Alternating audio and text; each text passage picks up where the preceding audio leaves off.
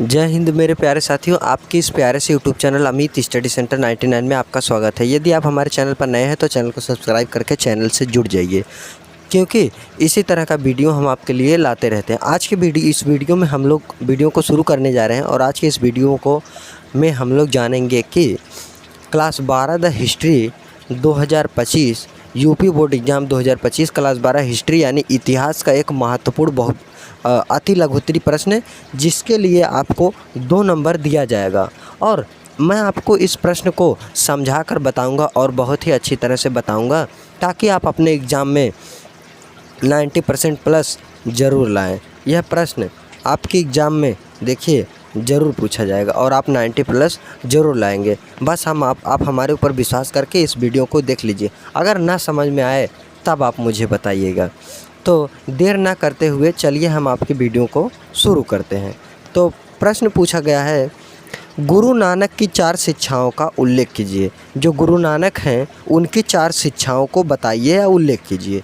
अथवा करके पूछा है, या तो इस तरह से यही प्रश्न पूछेगा या तो ऐसे पूछेगा कि अथवा करके गुरु नानक की शिक्षाओं का वर्णन कीजिए। तो गुरु नानक की शिक्षाओं का वर्णन कीजिए। प्रश्न चाहे यह पूछे, उत्तर आपको सेम यही 4 लिखना है, 4 पॉइंट। तो देखिए यह प्रश्न तो मैं पढ़ लिया हूँ, आप पढ़ लीजिए, लिख लीजिए। अब चलिए उत्तर पढ़ते हैं। गुरु नानक की 4 शिक्षाएं निम्नवत है, मतलब गुरु नानक की जो 4 शिक्षा है वह निम्नलिखित है। पहला इनकी शिक्षा क्या है?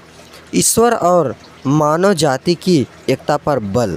इन्होंने क्या कहा कि ईश्वर भगवान और मानव जाति, जो मानव में कई जातियां हैं, उनके एकता पर सभी लोग एक रहो, इस पर बल दिया है। इनकी शिक्षाओं मतलब इनका शिक्षा यह था कि इन्होंने कहा, इनकी शिक्षा के द्वारा यह कहा गया, इन्होंने ऐसा शिक्षा ग्रहण किया गया था और उनके द्वारा कहा गया कि ईश्वर और मानव जाति की एकता पर बल दिए हैं इन्होंने। दूसरा क्या है? कर्मकांडों के स्थान पर भक्ति का समर्थन करना। इनका कहना था कि कर्मकांड को छोड़ दीजिए और भक्ति का समर्थन कीजिए, मतलब कर्म को छोड़कर भक्ति का स्थान पर भक्ति का समर्थन करना। यानी कर्मकांडों के स्थान पर, कर्मकांड मतलब जैसे पहले क्या होता कि ये करो वो करो, कोई व्यक्ति जैसे मर जाता है या जैसे मान लीजिए शादी विवाह में है तो बहुत सारे उसमें क्या होते हैं, संस्कार होते हैं कि ये करना है वो करना है। तो वही सब चीज़ों को क्या कहे हैं कि उसके स्थान पर आप भक्ति का समर्थन कीजिए। इन्होंने ऐसा कहा गुरु नानक ने।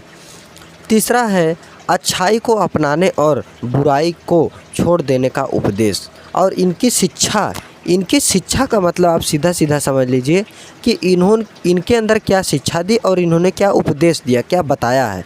उन्होंने कहा कि अच्छाई को अपनाने और बुराई को छोड़ देने का उपदेश दिया कि जो अच्छाई है उसको अपना लीजिए और जो बुराई है, गलत चीज़ें हैं आपके अंदर, उसको छोड़ दीजिए। और लास्ट देखिए, ये तो आप समझ गए कि अच्छाई मतलब आपके अंदर क्या अच्छा गुण है, क्या आप अच्छा करते हैं। ठीक, अच्छाई को अपनाने मतलब जो आप अच्छा करते हैं या अच्छाई को कोशिश करके अपनाइए, अपने अंदर अच्छाई को लाइए। और जो बुराई है उसको छोड़ दीजिए, जो आपके अंदर गंदे विचार हैं और किसी के प्रति गलत सोच है, इन सभी सोचों को आप क्या कीजिए, छोड़ दीजिए और बुराई को छोड़ देने का उपदेश दिया। तो तीसरा इनका उद्देश्य आप हो गया। अगर आप इस तरह से, जिस तरह से मैं आपको समझा कर बता रहा हूँ, उसी तरह से आप समझ कर भी लिख दिए तो आपको पूरा नंबर दिया जाएगा।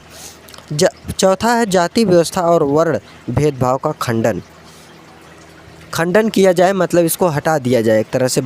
जो जाति व्यवस्था है, वर्ण व्यवस्था, जाति व्यवस्था मतलब जैसे SC ST OBC ये सब क्या है, जाति व्यवस्था है, कैटेगरी है। तो और वर्ण व्यवस्था, वर्ण में क्या होता था, 4 वर्ण होते थे पहले वैदिक काल में। कौन कौन सा वर्ण होता था? तो जो होते थे वह होते थे ब्राह्मण, क्षत्रिय, वैश्य, शूद्र, 4 वर्ण होते हैं। और उस भेदभाव का खंडन कीजिए, मतलब जाति व्यवस्था और वर्ण भेदभाव का खंडन कीजिए, इसको हटा दीजिए, इसको मत मानिए, यही इनका कहना था। तो उम्मीद करता हूँ जो गुरु नानक की शिक्षा है वह आपको समझ में आया होगा। और हम बहुत ही आराम से किसी चीज़ को समझाते हैं ताकि आपको याद ना रहे, तब भी आप इसको लिख दीजिए। बस आप हमारे चैनल को सब्सक्राइब करके जुड़ जाइए। ताकि मैं कोई भी वीडियो बनाऊँ आप तक मैसेज चला जाए।